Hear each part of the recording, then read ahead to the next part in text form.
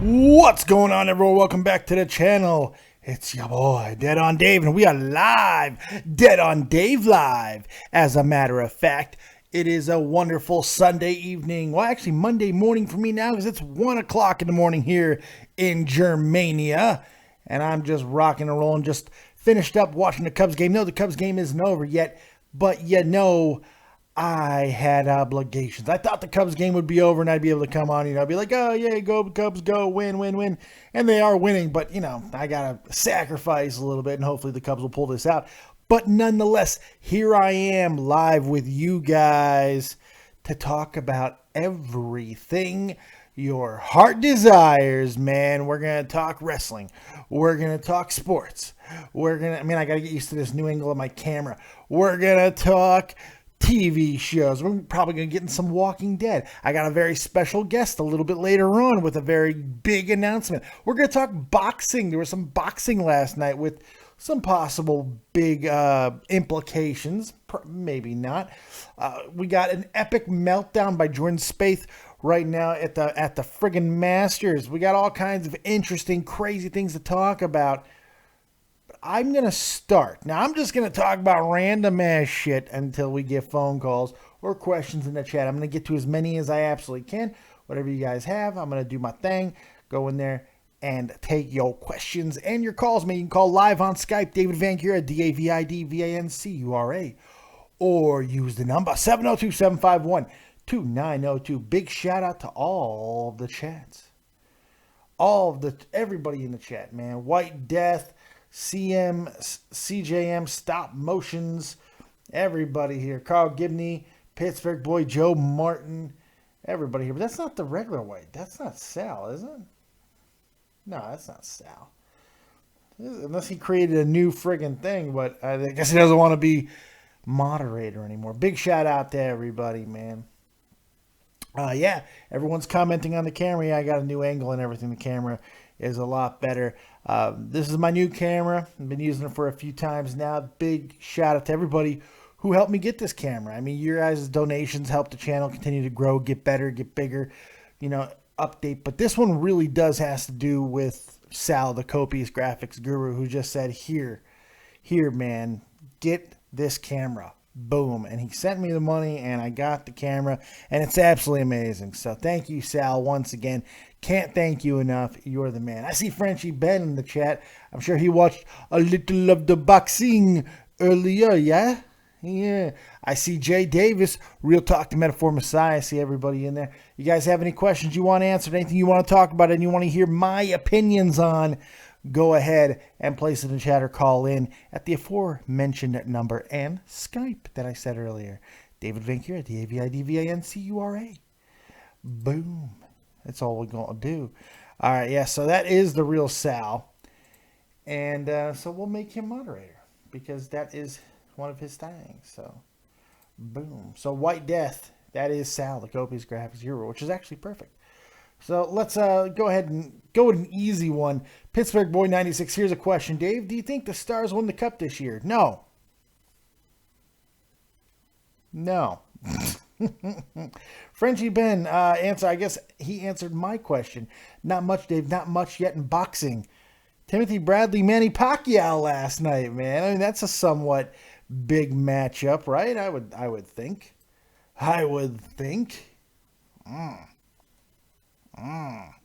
But Pacquiao did win in another one-sided affair. I mean, even though Bradley did get the win in the first fight, I don't think many people think that Bradley actually won the fight. I was one of the people who did at the time. After watching the fight a few times after, I don't think that's really the case. And Pacquiao has dominated him 2 fights after. So, I mean, that's all you need to know about that. And it was probably Pacquiao's last fight, so that is actually something worth noting. So, I like FIFA 1096. Hi, Dave. What's up? I like FIFA. White Death. Here's a good question before I get into any of my crap. Dave, what do you think about Season 6 of The Walking Dead? I'm glad you brought it up because that is something I absolutely wanted to talk about. Spoilers are coming, folks. Comic book spoilers and TV show spoilers. If you don't want them, earmuffs. In 5, 4, 3, 2, 1. It's on you now. All right.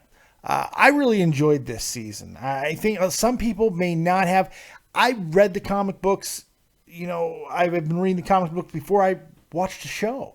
So I'm kind of inundated with everything that's happened with with both mediums, and it's actually helped me accept a lot of things that we've seen on the show, especially as of late, because this season, more than any other season, has really followed, at least storyline wise. They've changed some of the characters who have died, like they've done in other seasons, but storyline wise, man, this has been faithful almost off the comic book pages.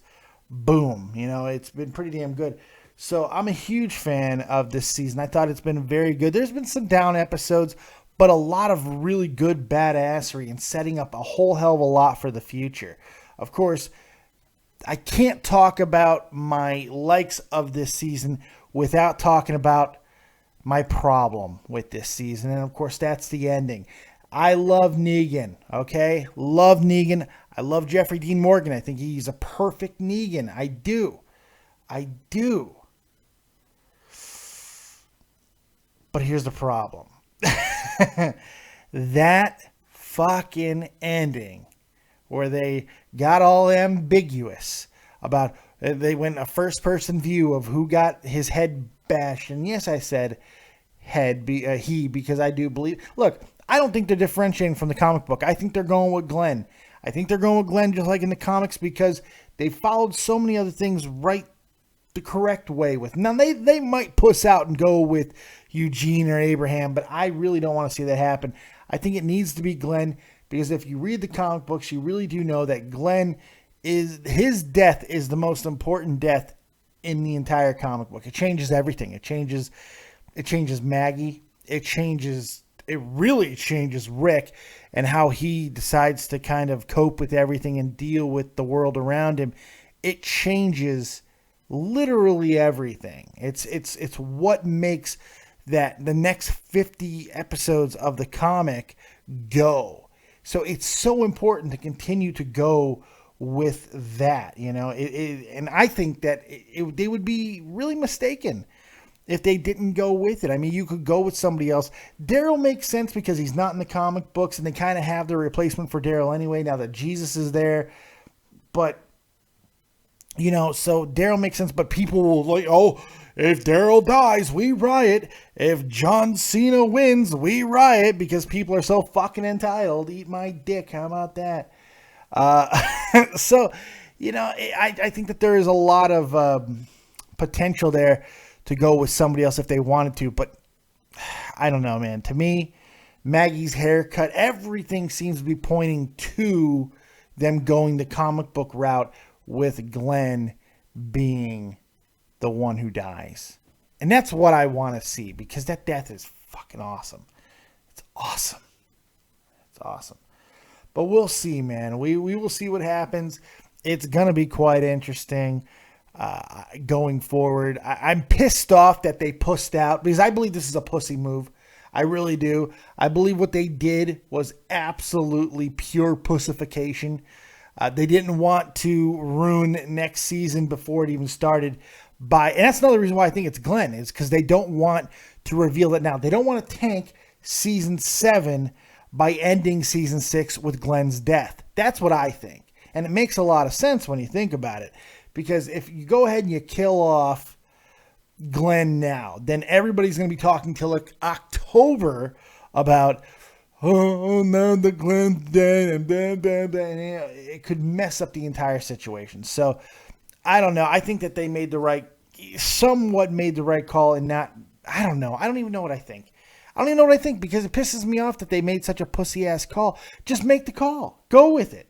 Make the call. Now they're going to gauge everyone's responses, and then they'll decide what's going to happen. I don't believe they've already decided. I don't believe it's already been shot, not for a goddamn second. But anyway, I digress. The answer to the question, yes, I really do enjoy The Walking Dead Season 6 up until that fucking pussy-ass ending. Big time pussy-ass ending. I like FIFA 1096. Hey, Dave XLT tried to call you during a live stream. I'm asleep most of the time when he's doing a live stream. I'm in Germany. It's 1 o'clock in the morning right here now. And he knows that, so I don't know. Nothing I can do about that, man. Ain't nothing I could do about that. I would love to be able to do everything in my life with Too Tall. I really would. But unfortunately, I'm not able to. So it is what it is. SF Boy, Fear the Walking Dead is tonight. I have no interest in that show. I could barely get through the first season. I thought it was terrible. And from what I'm understanding, this season doesn't really get that much better. I've read a lot of the reviews on it, and the reviews don't mean anything, but so we'll see what happens. Moving on a little bit, I think I saw a couple wrestling questions in there. I believe Haidar asked if Wade Barrett should go to TNA. Should he go to TNA? No, he should stay in WWE, and WWE should use him more effectively. That's what should happen. But I don't see it happening. I don't see it happening. Him staying in WWE, even though I think it's the right move. TNA more than likely is going to be where he's going to wind up. Especially with Drew McIntyre getting, the push that he got, so far and all of that. He's going to see it as a good place to go. So we'll see if that continues on and more people end up going there. It's not going to matter because, yes, Wade Barrett is talented, but he's not a main event guy. I'm sorry. I just don't believe it. I never have. Never will. Here's a good question. Joseph Blunt, is Drunken Board Games coming back? At some point, it's all up to my wife, man. Maybe she'll want to do it. Maybe she won't. We'll see. We shall see. SF Boy is saying he's going to kick my ass in fantasy next week. Well, I'd like to see you try. It should be interesting. And watching all of you guys, especially my opponent this week, Joe Martin, whose team had an amazing week, but he can't manage for shit. Left multiple players that he brought in on the bench. Was paying no attention to. I mean, yesterday they were saying that that games were going to be canceled today, and yet he didn't make any moves to adjust, and he lost because of it, or he's losing because of it. It's not quite over yet. He still could catch me. It's possible, but we'll see. What is the current count here? Because I know that you guys care about the Dead on Dave Fantasy Baseball League. I am currently up 383 to 333. He had a hell of a week, man, but he relied on he's got this Yankee core that if they don't go, he don't go, and that's just how it is. The rest of the league looks like Chuck E. Cheese, that is Jeff, is going to beat the Manimal.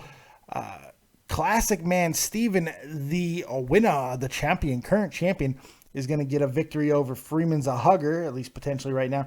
Rocktober, whose team is unbelievably impressive, 399 to 246 over the Dream Team. Rocktober is super scary, but his team is like... If I were him, I would be very concerned about his team. I'd be trying to make some trades because, like, 3/4 of his team is either unbelievably injury prone, old as shit, or young. And you don't know where it's going to go. I mean, that team could stay hot the rest of the year, but I highly doubt it. But still, 400 points, that's damn amazing. Ghost of War and the Mets Maniacs are battling it out through 275 to 273. That one's too close to call. And Brawny Rabbit is stomping out Bust Her Posey, the aforementioned SF boy, getting his ass whooped. So there you go. Patrick Lynn, did you see the picture of Mark Hamill posted of Daisy Ridley carrying him? I did. It was such a nice little Yoda homage. It was nice. I did enjoy that. It was very cool. Chris Warren, more people talking about baseball, the happier I am. Chris Warren, Mad Bomb went yard on Kershaw again. I know, it's amazing. It's amazing. Fake ass twat. Is this the fantasy baseball league where douchebags fuck each other with bats? Hashtag make fantasies reality. What is wrong with fake ass twat? Does anyone know what's wrong with this guy? I don't know. I couldn't Couldn't tell you. Anyway, let's jump back into it. Look, we talked a little bit of spoilers there with The Walking Dead. Now we're going to go to wrestling. Oh, wait, no, we're not. We're going to take our first phone call of the night. 718-718, you're live with Dead on Dave. What you got? What's up, Dave? And like you said before, bad and managed it on my fault because my team literally sucked ass Saturday and Sunday. No, you really poorly managed. You left R.A. Dickey. You go and get R.A. Dickey, but you leave him on the bench. You didn't play him. And then you did it again today with 2 relievers. Why would you pick up relievers instead of starters? Oh, my God, no. You are inexperienced, but your team did get hot. Your team got hot. I think you need to make some moves. Your team's not going to do this every single week because you got a lot of older guys on there. But still, you did a good job. You fought a hard battle. But now you know why people don't mess with the Dead on One in fantasy. Dave, I picked up Dickey when he was in the 5th inning of the game. So you couldn't have picked him up in the 5th inning. You picked him up before the game started. You couldn't have picked him up in the 5th inning. You can't pick him up after the game started. I don't know. Yeah, I know. If you did, that's a really bad move. That's just retardation if you did that. Well, you did it again today. You picked up 2 relievers before the game started, and you didn't put either one of them in your lineup. Yeah, but I thought if all 5 of my players, I had Todd Frazier out, Carlos Santana out, the postponement, and all my Yankees, what if they played today? I couldn't even pick anyone else up because it was after the 4 o'clock games. You probably, well, see, but here's the thing. If you would have been paying attention yesterday, you would have known this was coming. I knew this game was getting postponed yesterday. They're not playing in 30-degree weather. It just ain't happening. So I was pretty sure that yesterday it was going to happen. But, hey, it's okay. You did a good job. You did your best. Dave. But even if all your players would have been there, you were still getting stomped. All right, Dave. Well, your team is really good this week, and I'll give you credit. I'll talk to you later, man. All right. It's okay. Go lick your wounds, buddy. Take it easy. All right. Joe Martin. Good job, man. Really, really good job. Okay. So, let's go ahead and I want to talk about something here. And this is going to make me out to be nothing more than a misogynist or I just don't get it or a who the fuck knows, right? We're going to talk some spoilers. If you're a Lucha Underground fan and you don't want to know what happens next season, go ahead and turn the damn channel off right now because we're doing spoiler. Because I read something today that I couldn't believe that they actually went this route, man. Look, Lucha Underground has done a lot of intergender wrestling, and I'm not a fan of it. I'm just not. I don't think it really does anybody any good, especially, look, when China was doing it, when Jackie was doing it, when Beth Phoenix has done it, when Karma's done it, it makes sense because these are gigantic women they look imposing. They look like they could really fuck some men up. There's no question, it's like serious shit, right? But Evilise, who's won a male championship there and all this stuff and beating men, I don't know. Maybe I'm just behind the times. It doesn't do anything for me. Then, what I read today really did get me. In Aztec Warfare 2, I believe, Sexy Star returns and wins the men's championship by pushing Mil fucking Muertes through tables and then stomping him and getting the victory. If you don't know who Mil Muertes is, he's fucking gigantic. He's huge. And Sexy Star is probably about 87 pounds, maybe 90 pounds.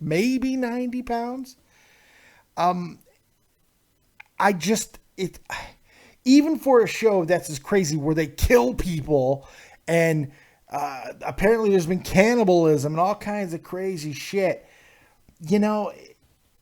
even this it's just, I don't get it. I don't know what's the point of this.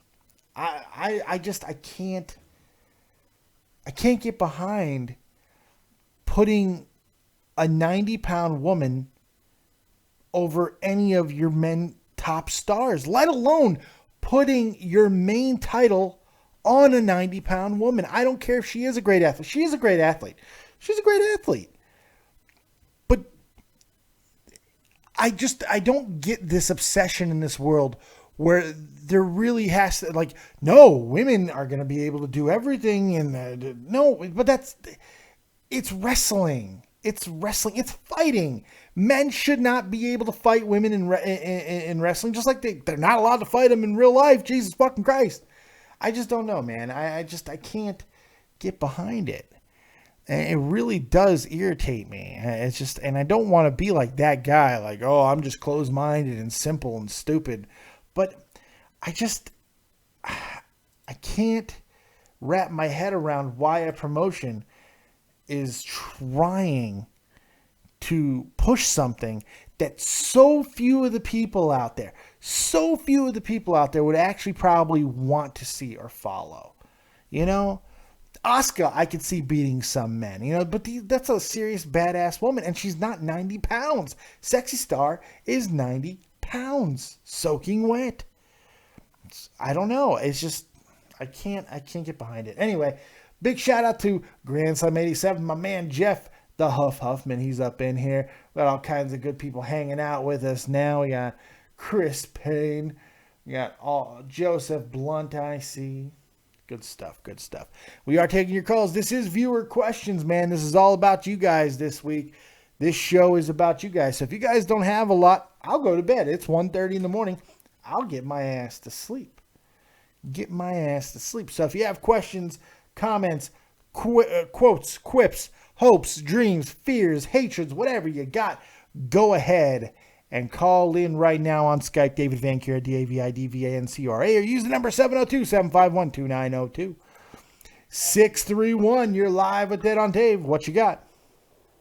Yo, what up, Dave? It's Mike. Hey, what's up, man? What's up, man? Yeah, I just said, fuck it, I'll call you on the number, so it's just Skype. It wasn't working out so well the other night. Not a worry, man. What you got for me? Yeah, man, I just wanted a real quick question, wrestling related, of course, just because I don't know if you touched on it yet, and I'm just completely, I'm interested to know your take. Where do you think, with the new NXT guys like Apollo and Corbin and even the Vaudevillains on SmackDown, like, where do you see them going in any feuds and, anytime soon? Well, I think since WrestleMania, the influx of talent that's come up from NXT, it's noticeable. I mean, you got Cass and Enzo. They're obviously going right into a big feud with the Dudleys, who, while on a down note, they are on a down note. There's no question about that. Their stock is down because of this stupid feud with the Usos that nobody cares about. But it's still the Dudleys. Cass and Enzo should get a huge boost from this feud. So they should be going on to big and very great things very soon, I'm expecting. Especially when Carmella comes up to join them. Because she's hot as hell, and you can't teach that. The Vaudevillains got a very, very, very different reaction. It's basically crickets. Nobody gave a shit. That's going to be a very difficult gimmick to get over on the big stage. I do think it's possible because of how good they are. They are unbelievably talented. So they're not the Ascension yet. But I also think that having those two teams here does help a team like the Ascension, because we know both those teams can work with the Ascension, and something interesting could happen somewhere down the line. As far as the singles guys goes, Apollo Crews, they're doing something big with him, you could tell. They're putting him in a lot of squash matches early. They're letting him really get hyped up. I think they're going to throw him in the United States Championship fairly soon, which would be smart. I think him and Kalisto could have a really good rivalry. Yes, it's face on face, but I don't give a shit about that. I think it could be a lot of fun. And Apollo holding that United States Championship will look oh so good. In fact, I think some people would say it would look too easy, if you catch my drift. Not only that, then you got Baron Corbin. You got the monster Baron Corbin, who looks like he's going to shoot right up the ass of WWE. They're using him the absolute correct way. Having him win the Andre the Giant Memorial Battle Royal not only made him feel important to all of us, but it made the Andre the Giant Memorial Battle Royal feel a little bit more special. They placed it right between the Hell in the Cell match and the World Heavyweight Championship match. They gave it a little bit of extra oomph, and I like that. Corbin has been on a tear since he came in. He's not saying a lot, and the things that he is saying is just badass. He goes, no need to worry. The end of days is here now. I love all of that. So I'm high on everybody they brought up so far in this latest run of people. I think it's working out pretty well, and I see very big things. Oh yes, yeah. I just was trying to see who they're going to sort of pin them against soon. I mean, I know they don't have to right away. I think I like what they're doing in Apollo because they're, like you said, they're just feeding them a bunch of squash matches, letting them get comfortable in the ring, letting them get comfortable with being on the main roster. But sooner or later, he's got to feed somebody. And I do like the U.S. idea against Kalisto because Kalisto, I think that's been a failed project. I think him and Sin Cara should just stay as a tag team and just leave it at that. I disagree. But I think they need to split them up as a tag team, like, immediately. There's enough going on in the tag team division now where I don't think they're necessary. They're never going to get a main push, I don't see. Mm-hmm. I think a rivalry between Sin Cara and Kalisto could be beneficial. I like some of the things that Sin Cara Hunico has done under the mask there. And Kalisto, there is definitely something about him. I just don't see the necessity to keep them as a tag team anymore, especially with some of the teams that are up now and coming back. I mean, we got the Los Matadores, who will be coming back as, I believe, the Colognes. So there's all kinds. They dropped the Colognes name the other night on Raw right after that promo from Puerto Rico or whatever the hell they were going from. So I think it's a very good possibility that they could be coming back as the Colognes, which of course everyone's going to be talking about. Oh, Carlito, he's coming back, Carlito, which is a good possibility. So there's plenty of possibilities in the tag team division. So I just don't see the necessity to keep the Lucha Dragons together. Yeah, for sure. Quick question also: do you know when Randy Orton's coming back? It all depends on who you believe. I mean, some people are saying his return is imminent. Some people say he's a couple of months away. Some people are saying that he may never come back. I tend to believe very soon, like within the next month. The reason why I would like him to come back, but I would like him to come back as a heel because they're in desperate need of heels. I don't think they don't have very much. I think Kevin Owens is literally like the main top heel, right? And basically. Basically. The problem with Randy coming back as a heel is, as a face or a heel, Randy's a top guy, and he's gonna be just. It's impossible to not make that connection. He's in the teens in world title wins. He's a top guy, so it's hard to think that if he's gonna be a heel, that means we might have to sit through Orton and Reigns, but we don't really know what's happening with Reigns right now. That's another thing. I'm not sure exactly what is going on with Reigns. I am not convinced 100% that this is not the first steps to a full-blown heel turn by Reigns. I don't know if I can't say either way. Yeah, I was thinking maybe he'd come back and maybe obviously feud with one of the new guys and the NXT guys because he's obviously coming back to just give a rub to I hope he's coming back to kind of put over the young guys. So, I mean, it would be great to see him, even if he was a face, go against Corbin. I think that would be a good program there. Or even him to come in and feud with Apollo Crews. I think that's a good possibility. I could see that. I would love to see that. For sure. That's not a bad idea. But if you put him on, that's the problem with a guy like Randy Orton is he's not Chris Jericho. Chris Jericho, who has his entire career has had a horseshit win-loss record. His age, he's definitely lost a step. You could see the way he looks and everything. Randy, I believe, is either 36 or 38. I can't remember what he just turned. But he still looks like he's in the prime of his life. He still looks like he has not dropped a step, you know? So that's going to be a hard sell to just have him categorically put over new guys. I don't know if he's at that point yet. It's a tough one for me, especially because I think young guys taking on young guys isn't a terrible idea either. But you are right. There is a serious lack, a void of top heels right now, especially with the Authority possibly being gone for good. Who knows who's going to fill that void? It's going to be quite interesting. Seth Rollins could be a big candidate. If the rumors are true, he might be back within a month, so who knows? But you don't think he's coming back as a heel, right? You think he's coming back as face, right? I'm not sure. At this point, I'm not sure. Yeah. I don't see how you can bring him back as a face when now there's so many face-heavy things. Now, there's also a very good possibility that this entire Roman Reigns AJ Styles is nothing more than a catalyst to bring in the Balor Club. Because the Balor Club, which, I mean, well, fuck it, let's just call it the Bullet Club, attacking AJ, costing him the title makes all the sense in the world. And having Balor become that heel that he was in the Bullet Club, that's interesting because he is a top heel. So that would be amazing to see that happen. It just all depends on what route they want to go, man. They have options. Yeah, sure. Like I said, we got two. Monday night in SmackDown, I Baron went against Ziggler, and Paul just had squash matches. So I was just trying to figure out where they were going to go with these guys. Oh, by the way, just because I want to make Smark's head explode right now. Any Smarks out there? I'm going to make some heads explode. I watched the Japanese show last night, the Invasion. Very good show. Almost all of it was really, really good. It was solid wrestling. Kenny Omega sucks. How about that? Kenny Omega sucks. He's a horrible wrestler. Horrible. And so do the Young Bucks. Young Bucks suck too.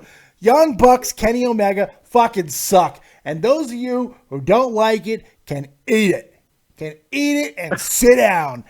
Young Bucks and Kenny Omega. Kenny Omega sucks more than the Young Bucks, okay? But they all sucked. I can't stand that trio. And not just because I'm not supposed to like them because they're heels. They just suck. They really bugged the dog shit out of me, especially Kenny Omega. I saw that stupid chainsaw thing he did with his arm, where he revs the chainsaw and then rubs his arm on somebody's face. That's almost as ridiculous as the cock claw thing that fucking Joey Ryan does. This is ridiculous, man. What the fuck is happening to professional goddamn wrestling? Well, I never thought I'd be yearning for Papa Shango. Where the fuck is Papa Shango? Let's get a curse, an evil curse going. Might as well get a curse going yet again. If you can rev your goddamn arm like a chainsaw and hurt somebody's eyes. Unbelievable. Fuck Kenny Omega. He's awful. All right. Anything else before I get you out of here? I'm not familiar with those guys, but I hear a lot about the Young Bucks. Everybody's always trying to tell them. The Young Bucks aren't that bad. I just did that for shock value. I actually kind of like the Young Bucks. But I fucking hate Kenny Omega. He's awful. But yeah, man, that's all I got. Man. I just wanted to call in with that question and see your take on it. You know. All right, man. I appreciate the call, buddy. All right, man. You take it easy. I'll be watching. Take it easy. Later. Fucking fake ass twat. Fuck you, Dave, for insulting Kenny Omega. I'm unsubbing and never watching ever again. Go ahead. Get the fuck out. Get the fuck out. If you want to unsub me for that, let me hold the ropes open for you. Get the fuck out. Oh, my man. Looks like we got the Frenchie Ben. He's from Montreal, Quebec, Canada. There are no Canadian teams in the NHL playoffs this year. What is he going to do? What's up, Frenchie Ben? How you doing, man? I'm doing great, but it's the playoffs of shame. It is the playoffs of shame. Isn't this like the second or third time this has ever happened? From what I know, it happened in 1970. Yeah, it was like the last time it happened was in 1970. It's incredible. It's incredible. Yeah, it is. But it's funny you talk about hockey because I wanted to talk to you about wrestling and then by time about hockey. I was just busting your nuts. Oh, it's okay. The Lucha Underground Women's Champion story. Let's call David Arquette and get his take. Yeah, let's get David Arquette in there. There you go. That makes sense. Jesus. But about wrestling this week, I don't get it sometimes. Shane lost. He lose at WrestleMania, and then he runs Raw. Well, I think they were trying to tell a story on Raw where Vince, he started to go this route where Vince, like, he talked about that moment when Shane was up on top of the cage, and he's like, I didn't realize he wanted it that bad. And then when Shane came out, he kind of gave Shane a little bit of shit. And then he kind of listened to the crowd. I think that they were going in the right direction because even though Shane losing and everything, they could have done the angle where he impressed Vince and Vince was like, fuck it, I'll give you one night. You want one night? I'll give you one night. And I think that's what they were trying to do. They just didn't hit it hard enough, which has kind of been Vince's problem on promos since he has come back. I mean, since he has come back into the fold, 8 months ago, whatever it's been, he's been more of a regular character. He's been doing this almost every time he comes out. He's not really hitting home the point of his promos. And I believe that's what happened here, because I do think that the story they were trying to tell was, I'm going to give you a one shot, but it just didn't come off that well. And personally, I don't mind it, because Shane needed to be in charge. Even after losing that match, jumping off the goddamn cage certainly should have earned him at least a night. Oh, they did the good thing, but story-wise, it's bizarre. Two things about that. It gave us a good Raw, though. It was different. Yes, it did. But in a sense, the way Vince plays it, I think somewhere in time he's going to side with Shane. Oh, yeah, absolutely. I'm surprised that didn't already happen. Oh, no, they should. No, they should wait for that. I knowing them the way that they do it, like, I'm kind of shocked that Shane didn't win and then come out the next night and hug Vince. Yeah, but it's like he's letting Shane take a place in the company and not telling Triple H and Stephanie what's going on, really. Like Vince is acting like he knows something that everybody don't. Well, I don't know. They didn't really hit on that hard enough to make that assumption. I mean, I guess you could go with that connection, but if he wouldn't have brought up Triple H at all, but he did in that promo, he did bring him up for a moment. If he wouldn't have brought him up at all, then maybe there'd be something there. But I think that's a little bit of a leap at this point, because there's so little information. There's so little. So that's why it doesn't really bug me. It doesn't bug me that Shane ran it anyway. Who gives a shit? Who cares? Okay. We got Shane. Everybody was pissed off that we didn't get Shane because he didn't win. Well, you got it anyway. That's good. Fuck it. Let's just go with it. Yeah, and I hope he's there for a long time. Yeah.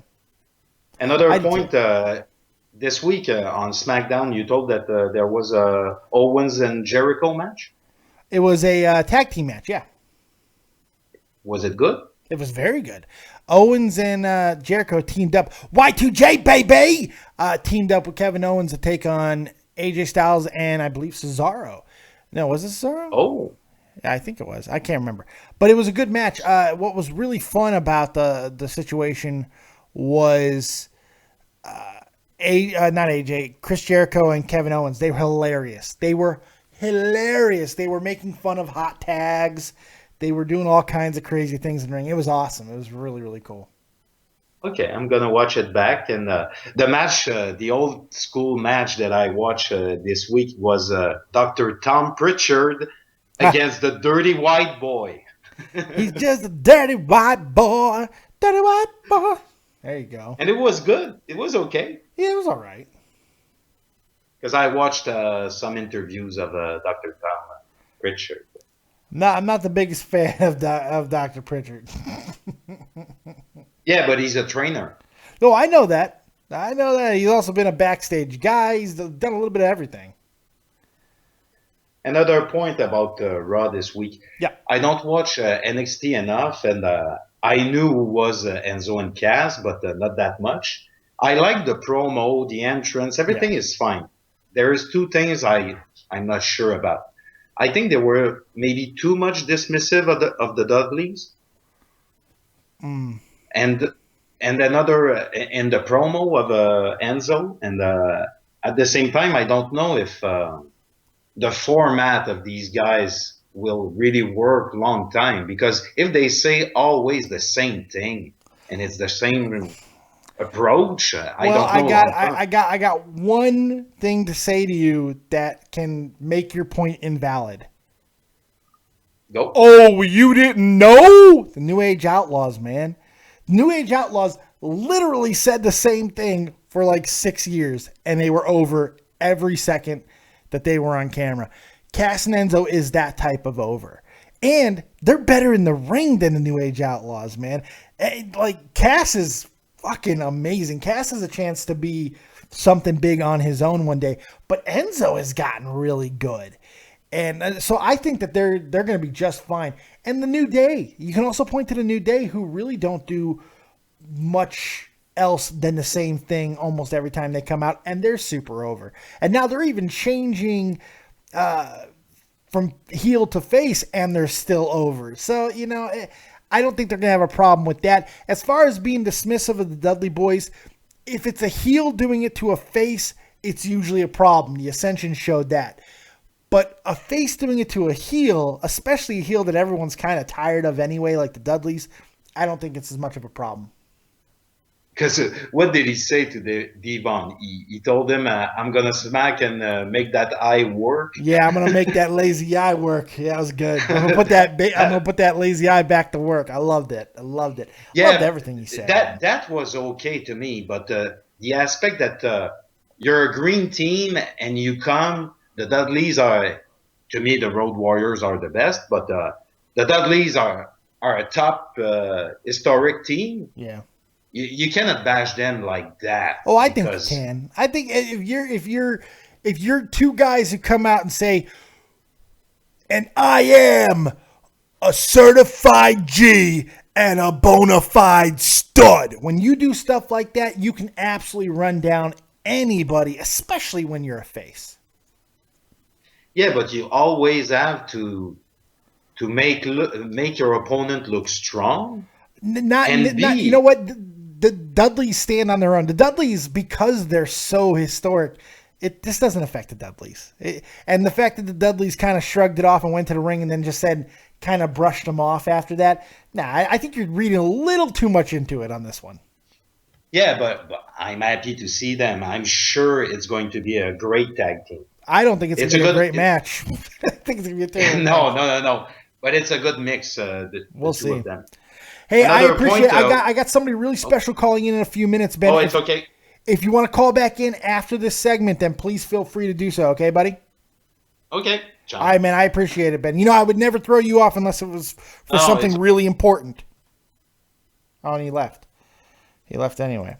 I was trying to apologize to him to make sure he understood how much I love him because he is the Frenchy Ben from Montreal, Quebec, Canada. You know what I am saying, and I would go to the ends of the earth to be a Canadian fan with him. I'm going to drink the wine and have the sex with the women, yeah? There we go. All right, we got something real special, and I'm excited. Let me make sure that he knows I'm ready when you are. Call in whenever. You know who I'm talking to out there.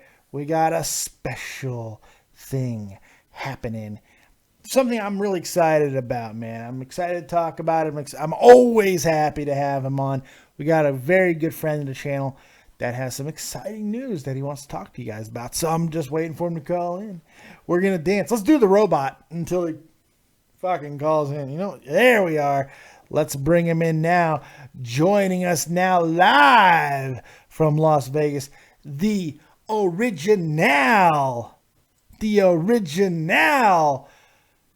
official musician of Dead on Dave Productions. My man, my good buddy, my friend, Real Talk, the Metaphor Messiah. What's going on, my friend? How are you doing? What's going on, Dave? Can you hear me?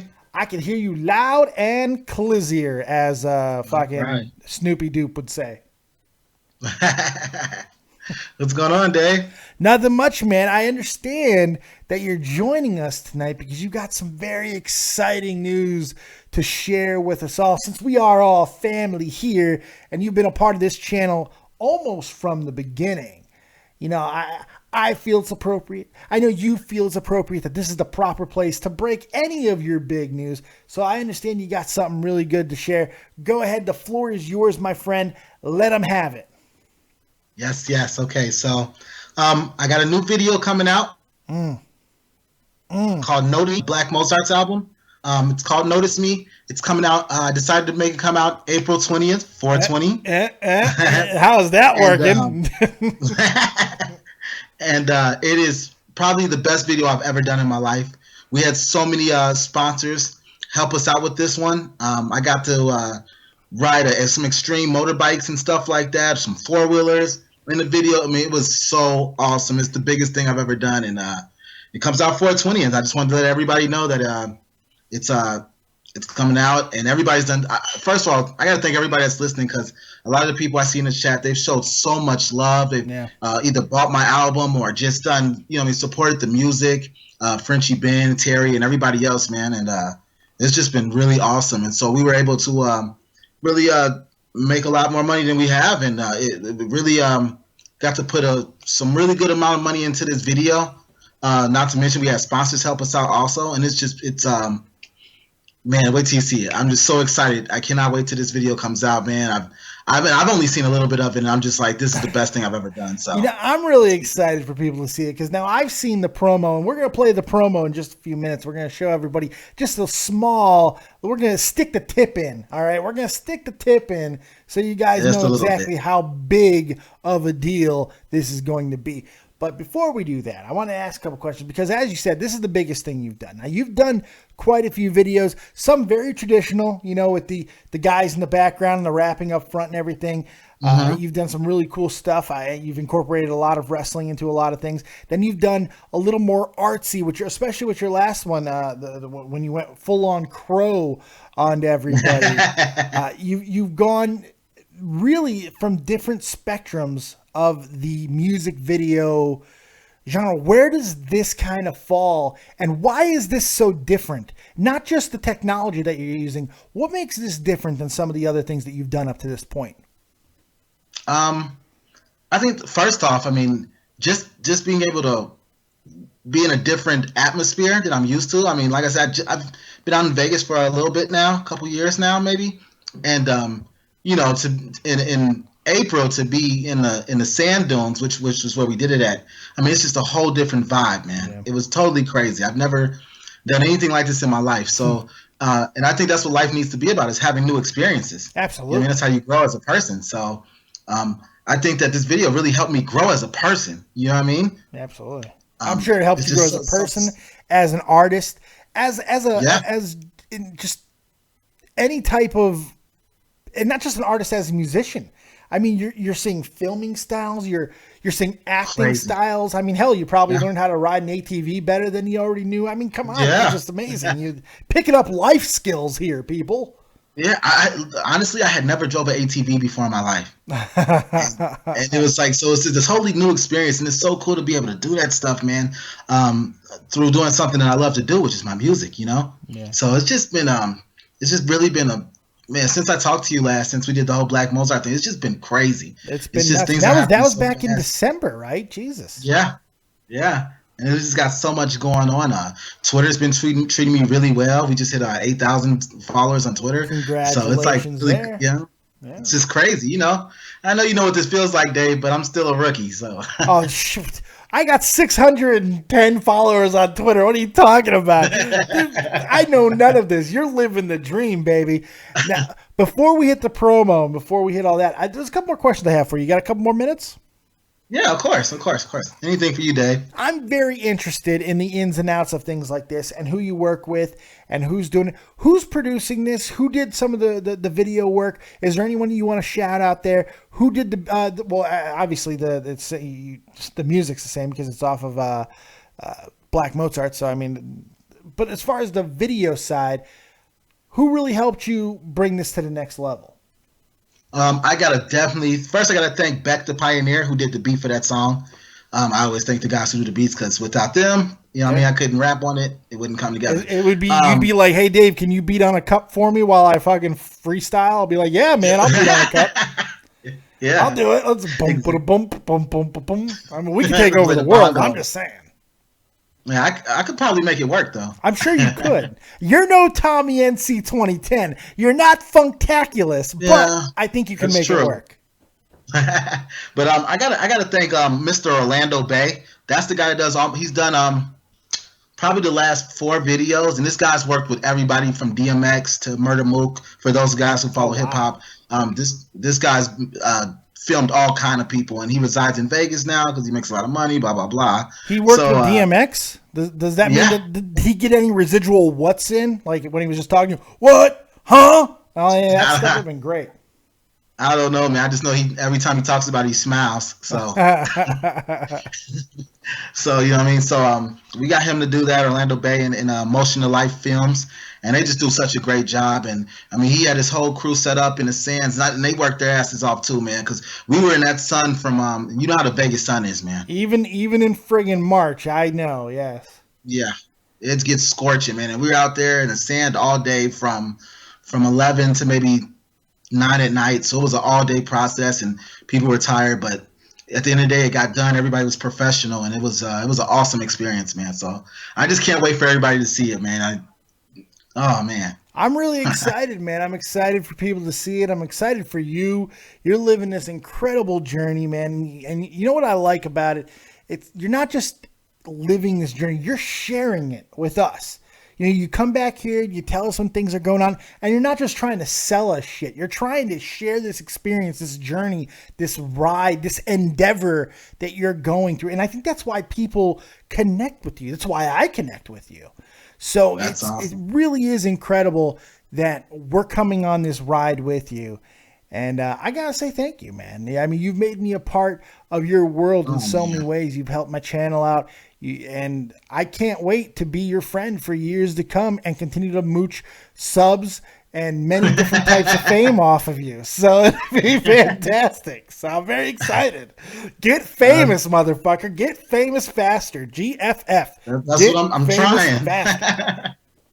I'm trying. But thanks, Dave. That means a lot, help. man. Dave's in a basement in Germany. Help this motherfucker out.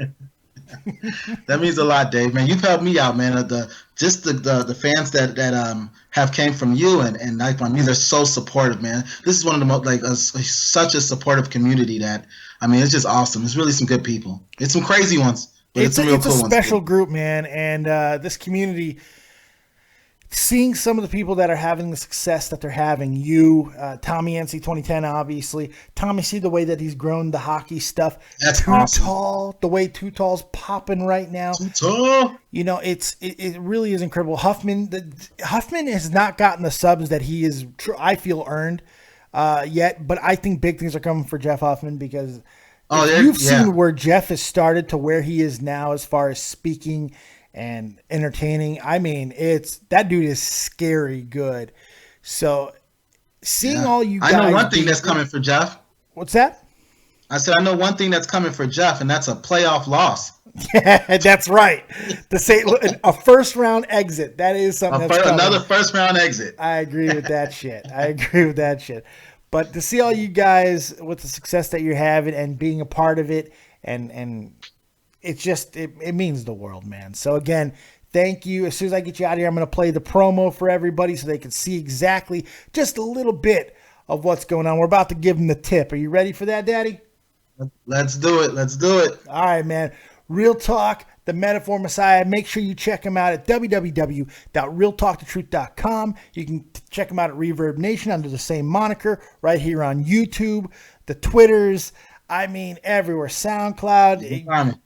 If there's a place where it can get downloaded, bandcamp.com, you can find him. Go check him out and show him your support. Thank you, guys. And remember, notice me the video, 420. Smoke 420. Something. We're about to show you the promo. Thanks a lot, Real Talk. You take it easy, buddy. All right, take it easy, Dave. Real Talk, the Metaphor Messiah.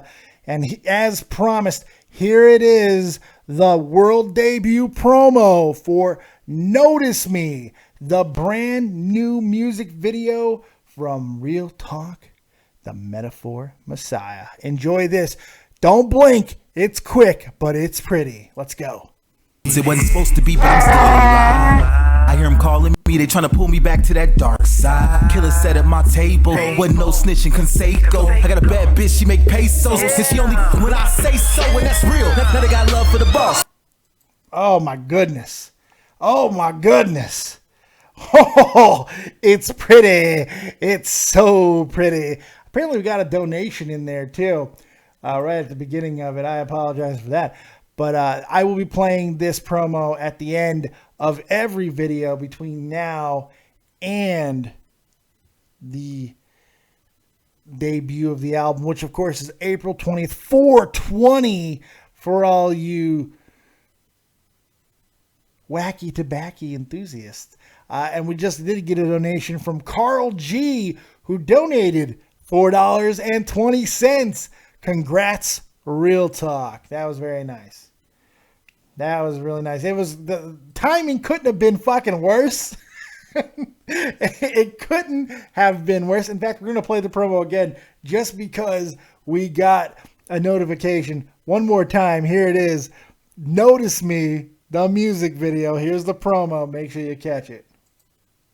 It wasn't supposed to be, but I'm still alive. I hear them calling me, they trying to pull me back to that dark side. Killer sat at my table, wasn't no snitching Conseco. I got a bad bitch, she make pesos, and she only when I say so, and that's real. Now they got love for the buck. Damn. It looks hot. It looks like it's hot fire. Oh my goodness, man. It looks so clear, so wonderful. This is how high def and just how loaded this thing is. That's a 15-second clip. Now, the format that the editor, do you know what he sent it? It was a 1.1 gigabyte file. 15 seconds. Holy God. I have never experienced anything like that in my life. Never. But amazing. I'm so happy for Real Talk. I'm glad he was here to hang with us for a few minutes and talk about that amazing journey. Oh, Cubs win too. All right, how's that? How is that for a segue? Cubs win. Because he's a fan of the White Sox. But I'm super happy for Real Talk. Make sure you support him and you check out this music video. As soon as we know where it's coming out and all that good stuff, believe me, we're going to post the shit out of it and you guys will see it. Something else that we just got, looks like my man Sal, the copious graphics guru, went ahead and got crazy on all of us and created a new shirt. We got a brand new shirt debuting, or at least a graphic for a shirt. One of the two. Hopefully this shirt will be available over at my place, www.deadondave.spreadshirt.com. As we're talking about that and we're going to show the shirt, let's go ahead and take a call. Pittsburgh Boy is joining us now. What is he going to whine about today? Who knows? Let's find out. Pittsburgh Boy, you're live with Dead on Dave. What you got? I'm not going to whine about anything. Oh, okay. I'm prepping. I'm going off your past history, man. You got a track record. That's all. You say so. I want to ask you a couple quick questions, and then I'll be out of your hair. Oh, one second. I know you probably can't see it yet on your screen, but oh my God, do you see this shirt? Do you see this new shirt? It's a Dead on Dave Fantasy Baseball League shirt, and it's sick. It's hot fire. You gotta get it. It's amazing. Oh my God. This is sick. It's so sick. Oh, it's so sick. All right. So there it is. That's the new shirt from my man, Mr. Copious Graphics Guru himself, Sal. All right. Pittsburgh. What do you got for me? Here we go. I never know what's going to happen. Well, now that I see the shirt, the shirt's do look pretty badass. The shirt it's dope as fuck. It's so dope, I had to use the word dope. That's how dope it is. So, he's saying it's for the winner of the league, which will be me. So they get it in extra jumbo. I hope they have it in extra jumbo. What's that, Pittsburgh? I didn't hear you. Get your own shirt. There you go. Get your own shirt. Damn right, get my own shirt. All right, what do you got for me, Pitt? What is your favorite brand of beer and whiskey? You know, you've written that like 17 times in the chat. I don't have. You never answered. Because I don't care. I don't have a favorite of either. I got to be completely honest. I'm not a big drinker. I'm not. I drink every now and then, very rarely.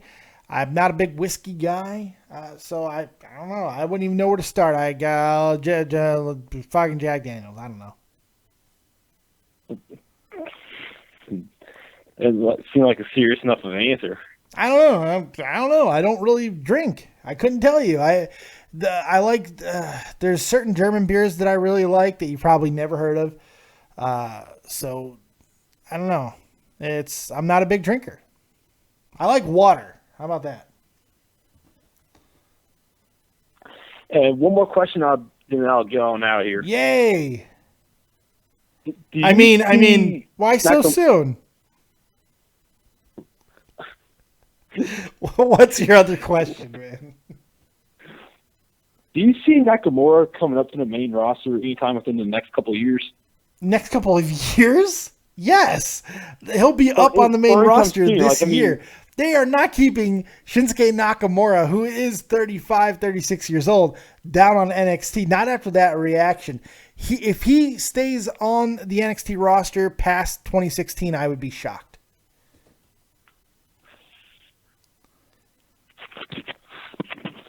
What are you rubbing your dick on the microphone? What are you doing? Did you just rub your cock all over the microphone? What just happened? Nothing. I heard cock rubbing on the microphone. I don't know what happened. Microphone. I'm calling from my phone. Yes, because I'm gonna put. There's a microphone in the goddamn receiver, man. It's a fucking same technology. Now you made me do this. Now you made me do this. You had to get uppity. You got uppity. I'm on my phone, actually. You say actually a lot, don't you? No, I don't. You sound like a guy who says actually an awful lot. No, I say comical a lot. I'll say comical a lot. I've never heard you use the word comical. Not once. Just because you never heard me say it doesn't mean I don't say it a lot. Well, you say it all the time. Like I can say I use copious all the time. See, now here's one more question I want to ask you. What the hell's up with me getting this like douchebag alert shit? What are you talking about? You put on this douchebag alert whenever I call. Why are you inferring that this has to do with you? Because it goes on only when I call. It could be a glitch in the Matrix, dude. How about giving me an answer? Hold on, I'll fix it. I'm sorry. I'll fix it. I apologize. You're right. I'm a dick. I'll fix it. I'm fixing it right now. All right? Don't worry. I'm here for you. Because you're right.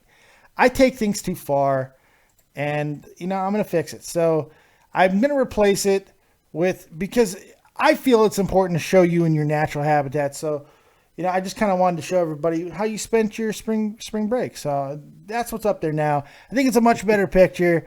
And you're right. I'm really sorry. Douchebag is not the proper thing. I apologize. It's a glitch in the Matrix. I'll fire somebody. Don't worry. What the fuck?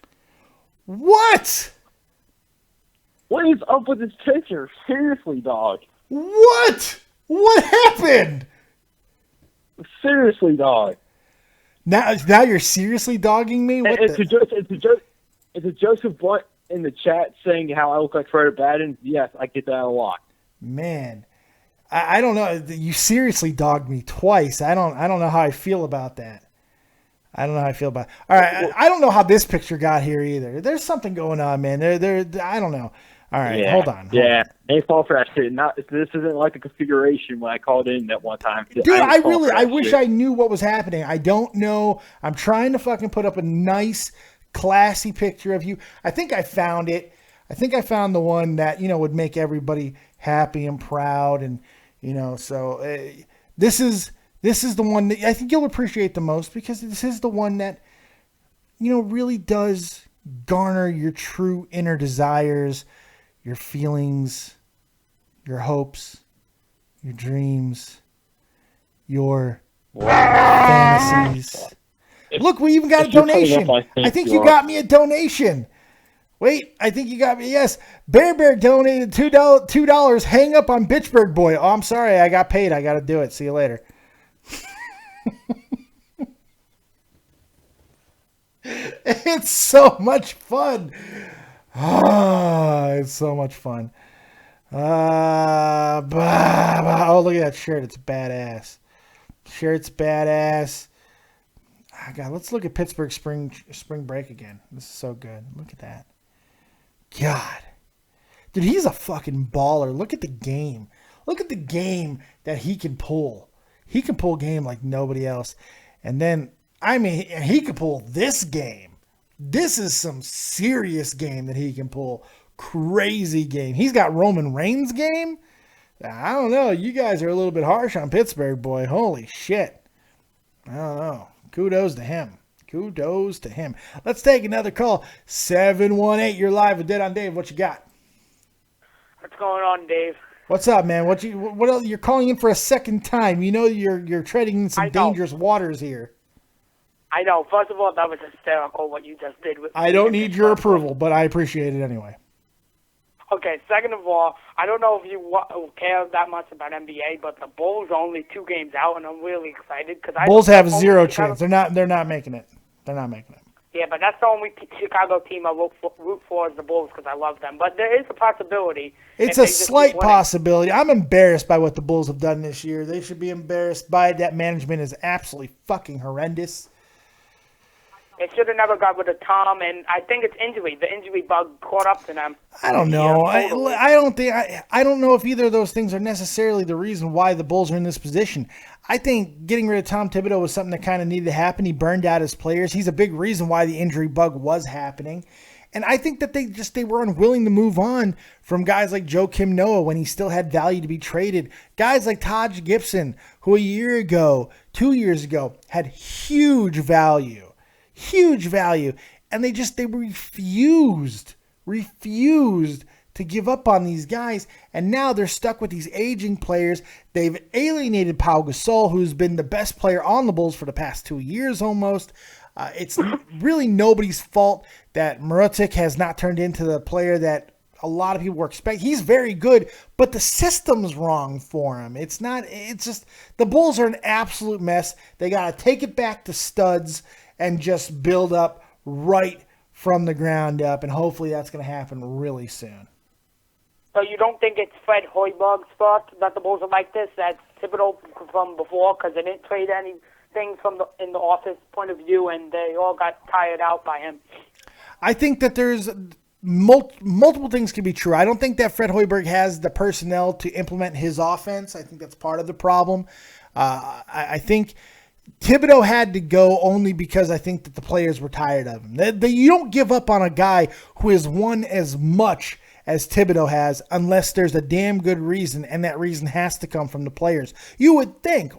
If not, I understand there was a rift between management and Tom Thibodeau, but winning takes care of that shit. And something else that's telling to me, I understand that Thibodeau decided to go to commentary and stuff, but he should have been snapped up so easily and so quickly. The money didn't come for him like people thought it might. And that is kind of telling to me too. I don't know. We'll see. Only time's going to tell on this one. All right, by the way, Kobe dropped 35 tonight. God yes, damn. he did. And they got blown out by 20. So what's your point? I don't know. I hope he hits like something big like before he retires against the Jazz. Hopefully it's a buzzer beater because that'll be why. insane. I mean, look, it's great. I think Kobe should have retired at the All-Star break. I think he should have walked away at the All-Star break. There's absolutely no reason to keep him in there. The Lakers are an absolute unmitigated disaster. You might have drawn a few more people to see the farewell tour of Kobe. But I don't know, man. I'm just not a fan of this. I think he's had few and far games between that were really special. So I don't know. But the other side of me is like, he's Kobe Bryant. He's a top 5, top 10 player in this league. Maybe even more than that. One of the great of all time, top 5, top 10, maybe even better than that. I don't know. Kobe's an interesting case, man. I mean, you got to put him clearly in the top 10. I think you make a real strong case for top 5. I don't know. Mm-hmm. By the way, before I leave, I hate people who freaking compare Curry. They're like, oh, he's already a top 10 NBA player. Show me that he is. Even though Curry is freaking outstanding, great, you cannot put him in the top 10 list this early. He doesn't have the championships, MVPs. Who? Maybe Stephen Curry. Oh, Steph Curry. Okay. They're like, oh, put him in the top 10. I get so mad at them and say, oh, no, that can't happen because he has he has one championship. Look, look I think it's fair. It's fair to put him, what he has done in the last 2-3 years. Steph Curry is in my eyes, one of the greatest shooters in the history of the NBA. I don't think that you have and I think the reason why people put him in such high regards is he's not shooting from 25 feet. He's shooting from 30, 32, 33 feet. He is literally, what he's doing from a physical standpoint is very, very likened to what Babe Ruth did with the home run situation. When nobody was hitting home runs, he took the record from 21 home runs to 48 or something like that. It was a huge discrepancy. What he's doing right now is he is draining more 3-pointers in a season. He's only breaking his own record at this point. He might hit 400 fucking 3-pointers this year, and he's doing it from 30, 35 feet. It's insane. It really is. It's a physical phenomenon what he's doing. Do you think they're going to do it? Do you think they're going to break the record, MJ's record with the Bulls? It all comes down to tonight for me. I mean, Tim Duncan's out of this game, or is it tomorrow? I don't know. One of the two. Tim Duncan's out, but it's still in San Antonio, where San Antonio has not lost this year. If they get past them, then probably, but we'll see. I think San Antonio is the best chance. Memphis had a chance yesterday. Yeah, Memphis was really close, neck and neck with them yesterday. Yeah, I know. Memphis should have won that game. I think it is tonight, right? Them in San Antonio? It is them tonight, yes. I mean, so now it's coming off of back-to-back, an emotional victory. So I think if there is a chance, even without fucking Tim Duncan, it is tonight. I mean, Spurs are good. Spurs are not that far behind Golden State. They can beat them. If there's any team in the Western Conference that can beat Golden State, they're the only team that can beat them in a 7-game series.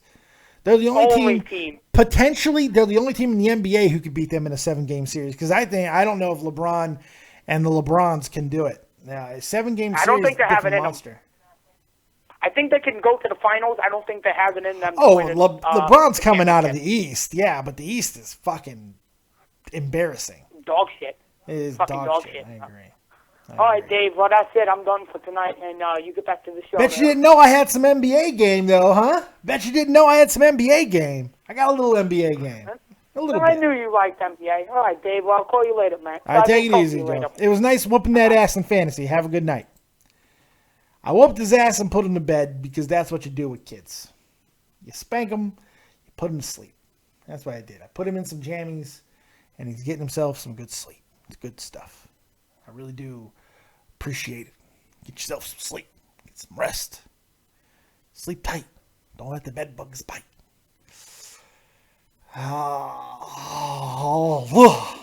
Yeah. All right. So those of you just joining, make sure you guys hit that like button if you've yet to do so. But we are getting dangerously close to wrapping this thing up if we don't have any more people calling in. This is your show tonight. It's your show. Call in on Skype, David Vancura, DAVIDVANCURA, or use the number 702-751-2902, just like this man just did, bringing in Patty Glenn, who just had the watches. Oh, no, wait, never mind, the Flyers made it, I forgot. Boston's out. Patrick Glenn, what you got? Oh, I'm doing wonderful today now that my Flyers are in the playoffs, so that's not what I call to talk about. What'd you think of the Rogue One trailer? Oh, the Rogue One trailer blew my balls off. God, that looks good. I can't wait, man. And I had to convince Tommy earlier. He says he's not sure if he wants to go see it. I said, dude, it's like a war film. It's not going to be like the other. Even if it was, I don't even want to talk about Tommy C and fucking Star Wars. Yeah. He doesn't like it. Rogue One's going to be fucking amazing. Force Awakens was amazing. Fuck all that. Force Awakens is great. I mean, I just amazing. I just got it on Blu-ray yesterday. You know what's great about it is you look at a movie like Force Awakens that was obviously intended to be a fan film, and the people who want to say that it's a shot-for-shot remake of fucking New Hope, that's ridiculous. There's a lot of Empire and a lot of Jedi. I've watched the movie probably 25 times now. I'm watching it all the time. I watch it every day because that's what I do with Star Wars. I watch Star Wars as much as I possibly can. The old ones, it's what I do. I feel that this was a very concentrated effort to put as much of those 3 movies into one film as humanly possible so they can grab that target audience, grab them by the throat, and put them in that fucking chair for the rest of this trilogy. And I think that they did that. I really do. I believe they did that. I think they did exactly. What's that? You just sedimented the point people over Collider Video did when they did their commentary on it. They said the same exact thing. What's Collider Video?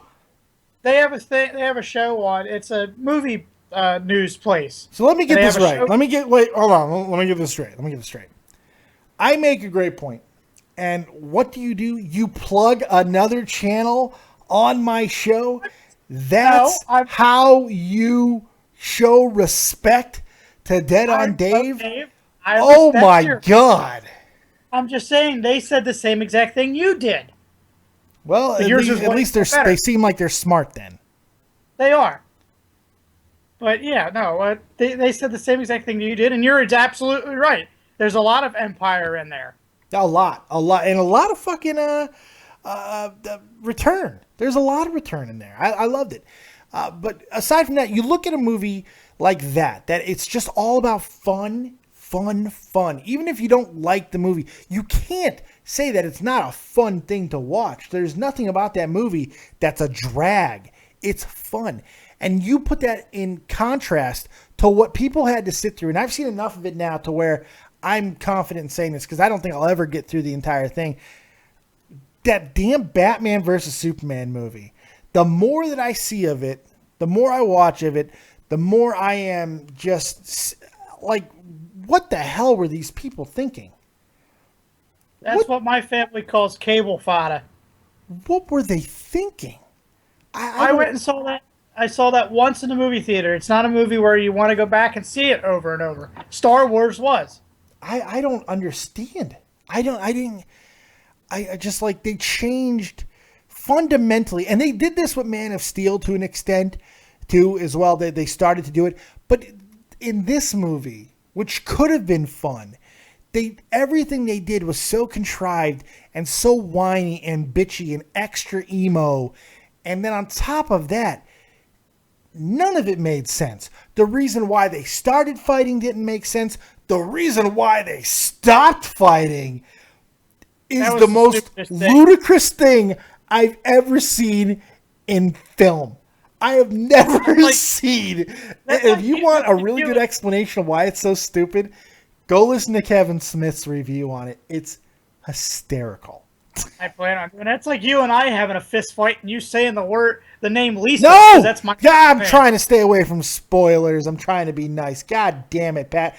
You know, Glenn, now I gotta dump you over the top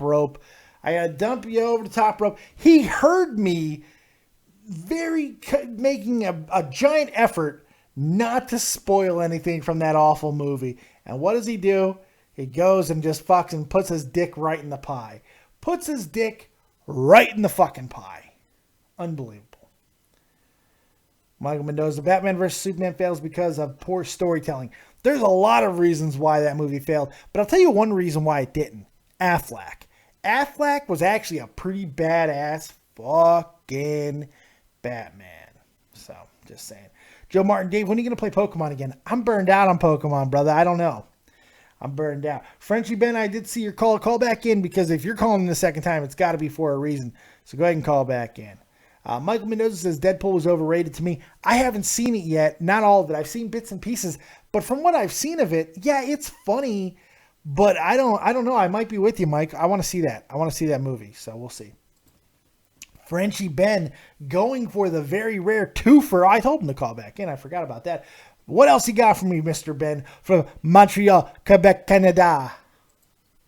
I want to buy time about hockey, so I'm going into wrestling. Okay, what you got? I've watched NXT Dallas and Baron Corbin. I haven't seen much of him, but don't you think that his style looks a bit like Diesel, but he's more athletic? Yeah, he's a big man. He reminds me of, his style reminds me of Test a little bit as well. A little more aggressive, but very Testish. But yeah, I see Kevin Nash in him. I see a lot of aggression and good stuff. I think his his mannerisms and his heel work is amazing, especially from where he began. I mean, you just started watching him. You haven't seen a lot of him. If you take the journey and you go back and you've watched where he came from, where he started to where he is now, you're like, oh. Oh, that's great. He evolves faster than Roman Reigns. Oh, well, considering Roman Reigns is Strowman. devolved, now fucking evolved, yeah. One who doesn't seems to evolve is Braun Strowman. Well, because he's got nothing. He's got one mode, Yeah, that's right. But was there something going on with Heath Slater this week?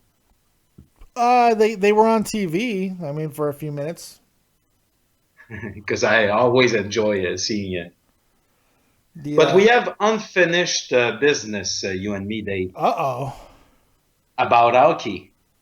Because I brought the subject of PK's possible trade. Yes. And you proposed Duncan Keith. Yes, I did. So because of his behavior, you said you don't like his behavior and the fact that he got suspended, so you could trade him? Well, it's not because he got suspended. Look, I know the PK's got some behavior issues as well. And so I can see why that might be. I don't know if that's where you were going with it. But PK's not a bitch. PK does not seem like a bitch to me. Duncan Keith, who was one of my favorite Blackhawks, now from his actions has convinced me that he is a bitch. He is an undersized defenseman that as time goes on, when his skill set starts to fail him more and bigger, younger guys make him look stupid and knock him on his ass like that kid did that he slashed a kid for, you're going to see more and more things out of this. Why? Because he's a bitch. And he doesn't know how to deal with fucking reality, that these are the things that happen to aging, undersized defensemen. And that worries me. So yes, I want him gone. I would take a 1-for-1 trade for PK Subban right now. Seriously, I would almost take it 1-for-1, but because of the money and the salary cap, we'd have to give up a little more. Yeah, but okay, let's say I'm going to propose something to you. Duncan Keith, Bickle, just to get the money even. The money to work, yeah. I like that. Yeah, and Teravainen. Ooh. You have to pay a price because of Bickle. Teravainen. Well, at least you didn't ask for Panarin, you greedy fuck. If you guys threw in a third rounder, I think I'd make the trade.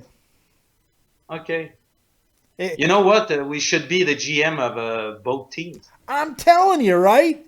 We just hammered that out. That was perfect. Yeah, that's right.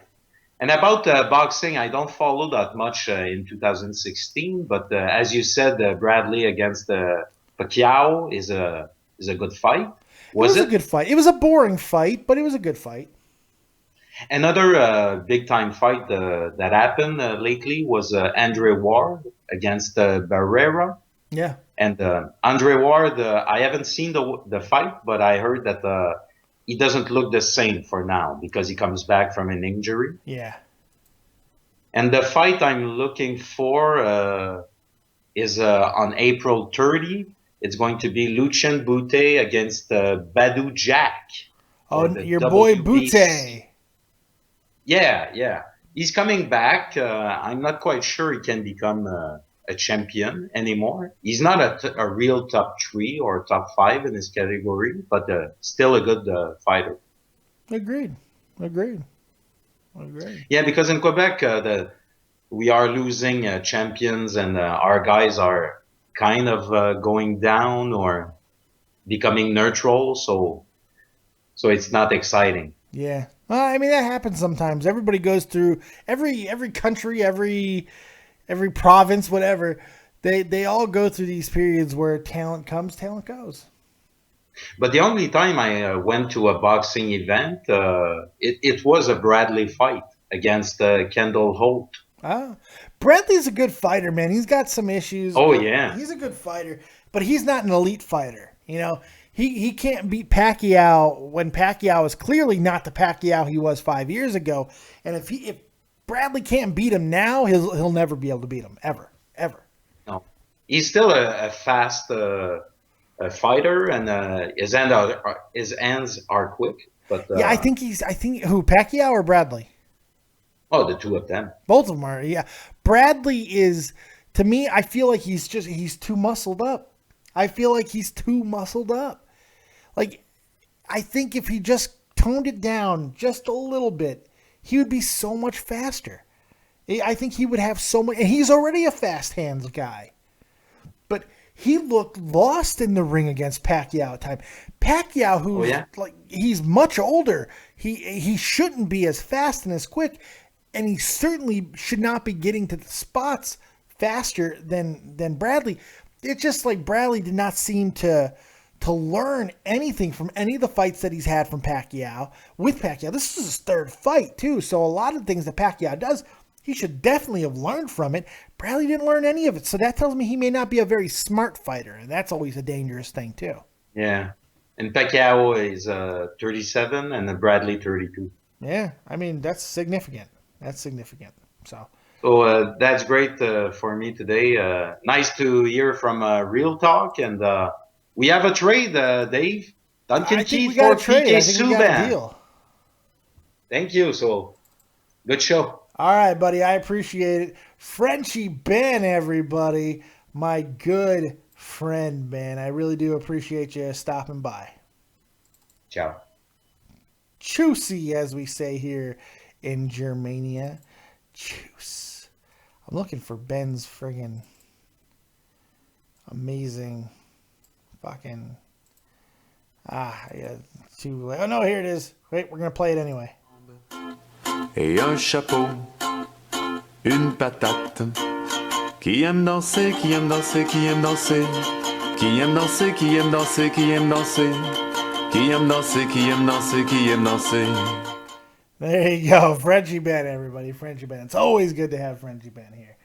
All right. God damn, Joe Martin has asked about 75 fucking times. Dave, who do you think the best Joker is? It's Heath Ledger. And it's not even close. It's not even close. Heath Ledger is, the human doing the Joker, it's Heath Ledger. The greatest embodiment of the purest form of the Joker is probably Mark Hamill. And he's coming back for the Killing Joke. So, those are my picks, and that's it. Joseph Blunt, Dave, you ever watch He-Man back in the day, the cartoon, or the amazing Masters of the Universe with fucking Dolph Lundgren? Because the answer to both is yes.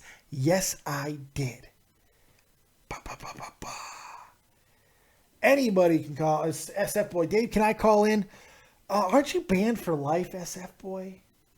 You know what? Fine.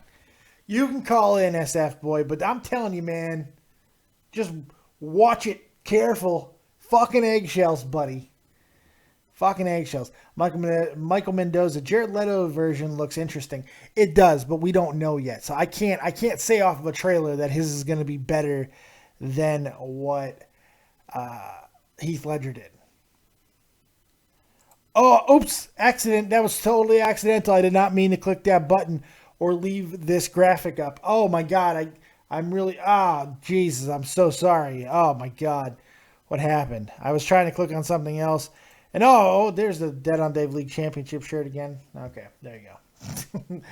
We're taking final calls. Anybody else who has calls, now's the time. On Skype, David Vancura, DAVIDVANCURA. Use the number 702-751-2902. There you go. If not, I'm going to get up out of here, man. It's 2:30 in the morning, and I'm getting tired. I want to go to sleep. How you like that shit? That's some Mariah Carey shit right there. You don't want none of this. All right, here we go. Sod Villa, a.k.a. SF Boy. You're live with Dead on Dave.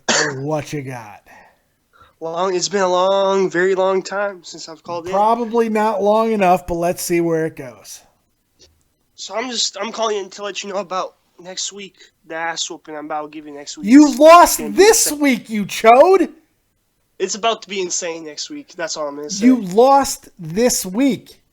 Well, yeah. Well, that doesn't matter. All that matters is next week. Buster Posey got absolutely destroyed. And let's look at his team, and we can see why. Nick Hundley, there's a winner. Chris Davis, yeah, is actually a really damn good ball player. Matt Duffy, yeah. Miguel Sano, yeah. Ian Desmond, yeah. Hunter Pence, I love Hunter Pence. Cole Calhoun, I fucking tried to warn you about this guy. I tried to warn you. I warned you. Yeah, I'm retarded. I think I could have picked Hayward, but instead I picked Calhoun. Yeah, I think over the long haul. No, you tried to trade me for fucking Hayward. I told you to go fuck. Yeah, but I could have picked him in the draft before you did. I picked Calhoun instead. I did. You got some good pitching though, and some good pitching. Not enough. That's the problem. You're in trouble. Did you see what I did this week? Did you see the point? You kind of got lucky if you really think about it. Like I got lucky? Jay Bruce. Jay Bruce is a good ball player. Yeah, but, he's not going to keep Jay Bruce is a home run waiting to fucking happen. Where else did I get lucky with? Josh Donaldson? Or did I get lucky with some of what D. Gordon did this week? Only the fucking batting champion from last year. Did I get lucky there too? Oh, all I'm going to say is that who else did I get lucky with? Did I get lucky with picking up Scooter Jeanette? Oh, no. Did I get lucky for sitting Victor Martinez on his stupid fucking ass all week? No, I don't think so. Did I get lucky with my amazing pitching picks like Johnny Cueto, who gave me 15.90 points tonight? Did I get lucky with that? I don't think so. Are you insane? And I got underperforming pitchers like Chris fucking Archer. Chris fucking Archer, who lost twice last week. Well, yeah, because he fucking pitches for the Rays, but that's a whole other topic. I could spot you 100 points, and I'd still feel comfortable winning. No, Cueto was a gamble. Cueto's not a gamble. Cueto's not a gamble at all. Your whole pitching was kind of a risk, if you really think about it, except for... Not from where I drafted them. Not from where I drafted any of them. Are you... Oh, God, you don't know anything about the game. No, well, I don't know where you drafted them. I'm just saying. It was that's a big part of... let's see. I drafted Julio Teheran really late. He's a strikeout guy. Strikeouts are very important. Let's see here. Johnny Cueto, who has historically been a really damn good player, except when he died last fucking second half of the season when he got traded. Kyle Hendricks, who I picked up so late. It's how people did not see that Kyle Hendricks was going to be amazing. I don't fucking know. Jordan Zimmerman going to a new place. Jordan Zimmerman is ace quality stuff. Chris Archer and Jose Fernandez. Yeah, I took risks. Are you nuts?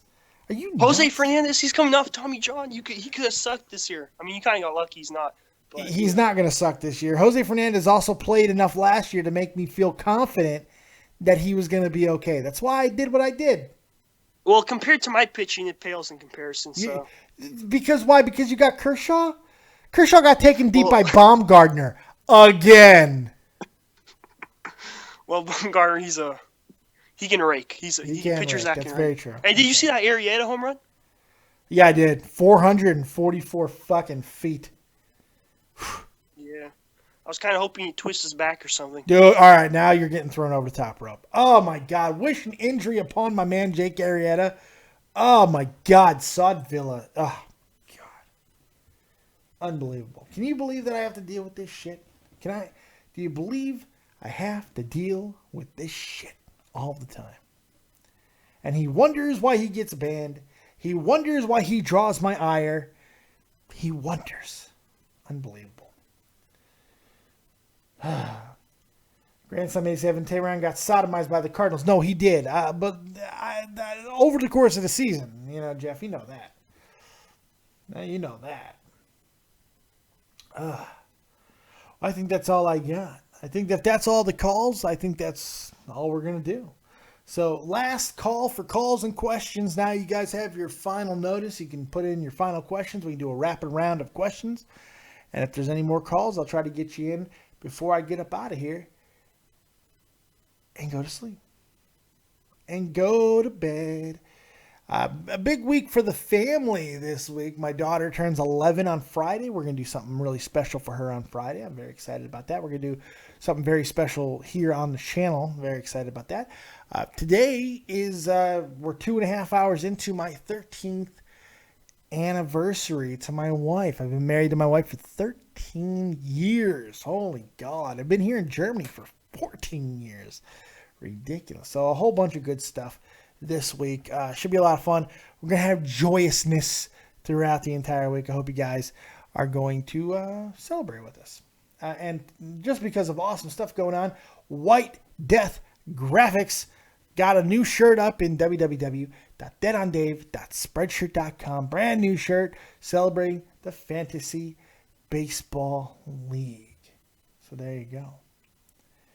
There you go. And Friendship Ben, Dave, show us Real Talk's promo again before leaving us. You know what? I fucking agree with that shit. So yeah, we're going to get up out of here, and I'm going to go ahead and do that very thing. We're going to leave you with that amazing promo for Real Talk, the Metaphor Messiah's brand new music video that drops April 20th. Hey, hey, hey, smoke weed every day. Make sure you check it out. And here's that promo. Thank you guys for joining us right here on Dead on Dave Productions. Like, subscribe, and share. And as always, hit that like button on the way out. As always, if you don't have talent, have talented friends. Go check out everybody else within the community. Tommy C over at Shopping the Point, who had a really good show tonight. Make sure you check him out. And of course, Too Tall, my man over at XLT Live Podcast. All right, taking us out. Real Talk, the Metaphor Messiah's brand new promo for his newest music video. Here you go. And I fucked it up. Here it is for real. It wasn't supposed to be, but I'm still alive. I hear them calling me, they trying to pull me back to that dark side. Killer sat at my table, wasn't no snitching Conseco. I got a bad bitch, she make pesos, and she only when I say so, and that's real. Now they got love for the boss.